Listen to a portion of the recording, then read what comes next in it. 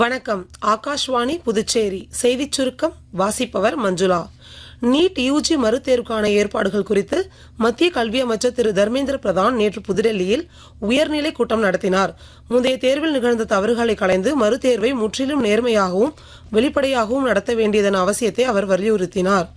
ஆயுஷ் துறையில் டிஜிட்டல் ஆளுகை வசதிகளை வலுப்படுத்தி வெளிப்படைத்தன்மையை மேம்படுத்தும் நோக்கிலான ஆயுஷ் அனுதான இணையதளத்தை மத்திய ஆயுஷ் துறை அமைச்சர் திரு பிரதாப் ஜாதவ் புதுடெல்லியில் நேற்று தொடங்கி வைத்தார்.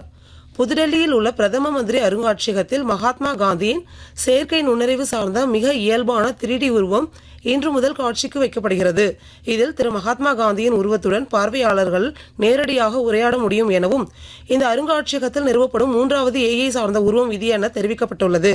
திரு சர்தார் வல்லபாய் பட்டேல் மற்றும் முன்னாள் குடியரசுத் தலைவர் திரு APJ அப்துல் கலாம் ஆகியோரின் ஹாலோபாக்ஸ் அமைப்புகள் இந்த அருங்காட்சியகத்தில் ஏற்கனவே அறிமுகப்படுத்தப்பட்டுள்ளன.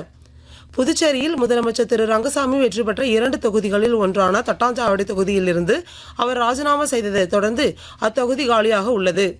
உயர்கல்வி நிறுவனங்களுக்கான மத்திய அரசின் NIRF தரவரிசை பட்டியலில் கடந்த ஆண்டு 35வது இடத்தில் இருந்த புதுச்சேரி அரசு மகாத்மா காந்தி முதுநிலை பல் மருத்துவ நிறுவனம் இவ்வாண்டு 23வது இடத்திற்கு உயர்ந்து சாதனை படைத்துள்ளது. IPL கிரிக்கெட்டில் நேற்று ஜெய்ப்பூரில் நடைபெற்ற போட்டியில் ராஜஸ்தான் ராயல்ஸ் அணி லக்னோ சூப்பர் ஜெயின்ஸ் அணியை 7 விக்கெட் வித்தியாசத்தில் வீழ்த்தியது. கொல்கத்தாவில் இன்று இரவு 7:30 மணிக்கு நடைபெறும் ஆட்டத்தில் கொல்கத்தா நைட் ரைடர்ஸ் அணி மும்பை இந்தியன்ஸ் அணியை எதிர்கொள்கிறது. இத்துடன் இந்த செய்திச் சுருக்கம் நிறைவு பெறுகிறது.